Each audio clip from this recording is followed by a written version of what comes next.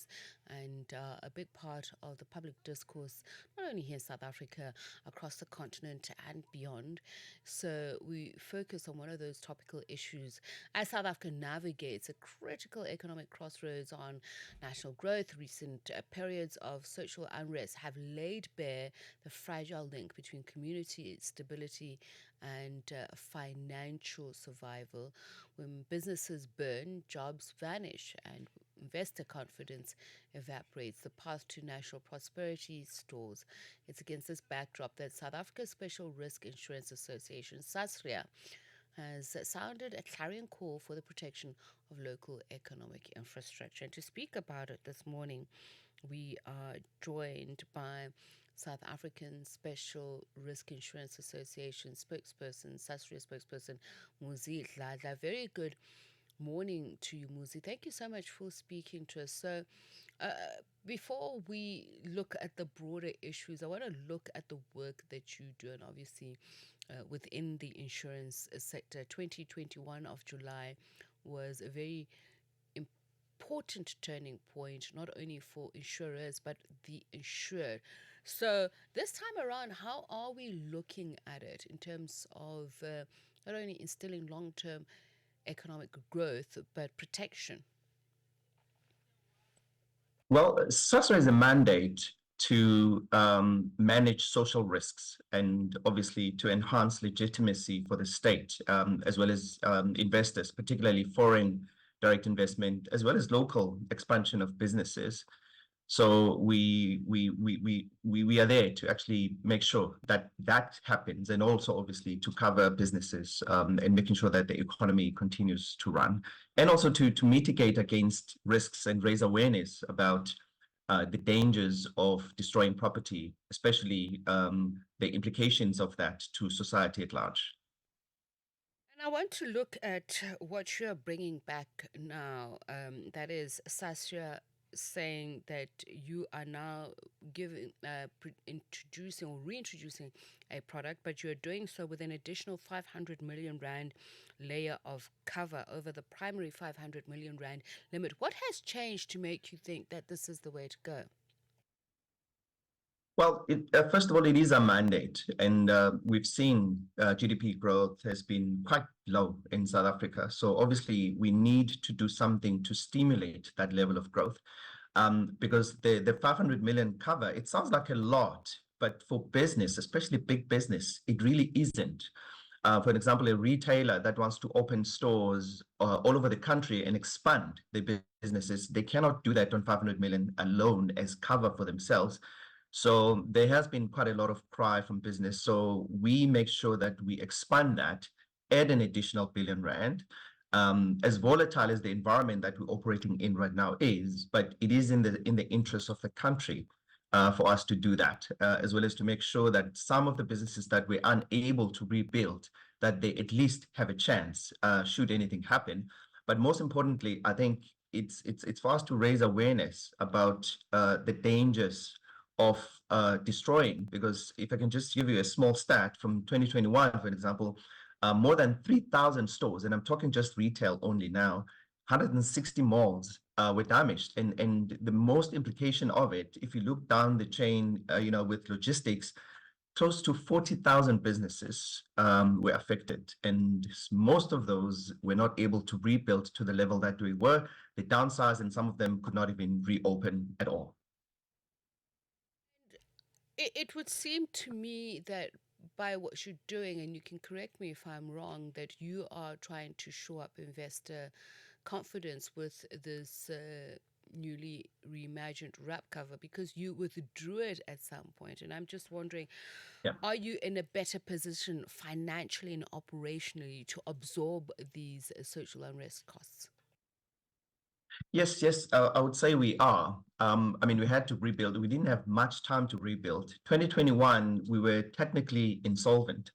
So we needed, obviously, to go back to the shareholder. We also needed to re-establish our business. And that is why we reduced the cover from 1.5 billion rand to half a billion. Because why that is important for us, particularly, is that investors pay close attention to stability and predictability of a country, particularly when it comes to social instability. So that layer of uncertainty, it is quite critical. So, but from a balance sheet standpoint, we have really reestablished. We are in a better position than we were even prior to 2021. We needed to rebuild, and even in terms of our operations, we have a very close relationship with the entire industry. And also, I think most importantly is we've also expanded our intelligence, as well as the relationship with the state as well, as well as with the retail business, to gather enough intelligence for us to at least have an indication of what is happening in the country, and try to do certain risk mitigation factors that we might be able to do at any given time. And what is the intel that you're getting? Because we know that there is this 30 June deadline that is looming, that has been made by anti illegal immigration groups, if I can call them that. And we saw post 2021 that many of these businesses who couldn't get covered then were forced into expensive offshore political violence insurance markets. So, what is the comparison? And I want to understand intel from that perspective as well in terms of South Africa's political risk environment. Um, Look, I mean, as you can see, geopolitical issues all over the world are quite enhanced at this point, and South Africa is no different, you know.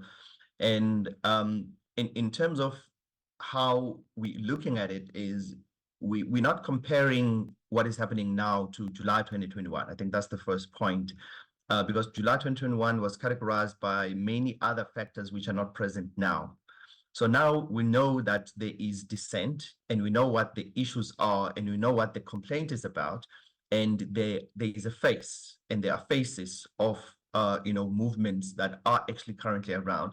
So obviously that adds a layer of safety and security in terms of knowing what is about to happen. But really, what we do is we draw data from all sort of various platforms, like social media platforms, like some other intelligence sources that bring together to give us insight as to what is happening, what people are talking about, and then largely what other parties that might not be on the surface are actually saying, so that we can be able to at least put together a plan together with the state to make sure that there's visibility and there's protection of property, at least in those spaces. So you're doing it, but what about those who don't, who can't? Because I'm wondering about insurance capacity, and I'm wondering if this wrap cover has the requisite capacity should things go awry. Well, if I give you an example, in July 2021, um, the economic, not even economic, just infrastructure and property damage alone, excluding the overall economic cost, was close to about 60 billion, between 50 and 60 billion rands, and 32 billion of that was insured by Sasria. So we took the bill and paid 32 billion rands in July 2021.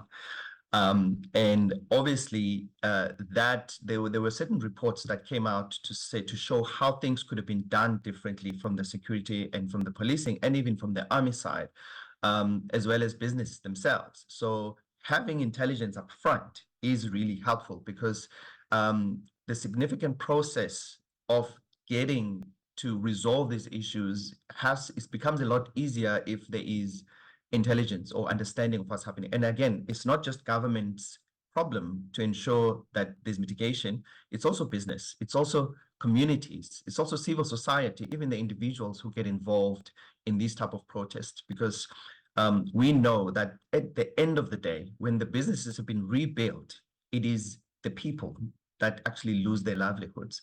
And those livelihoods that are lost, they support a whole lot of other people. So really, ultimately, it is generally the protester at the end of the day that loses out at the end when business has been rebuilt. Thank you so much for speaking to us. Much appreciated. Speaking to us from Sasria, there is the spokesperson Muzi Dladla, and just speaking to us about this new wrap cover that they have brought back with an additional 500 million rand. But I suppose the question is not necessarily the return of investment, just in terms of cover, but also just whether or not we can stem the reasons for cover, why it's needed.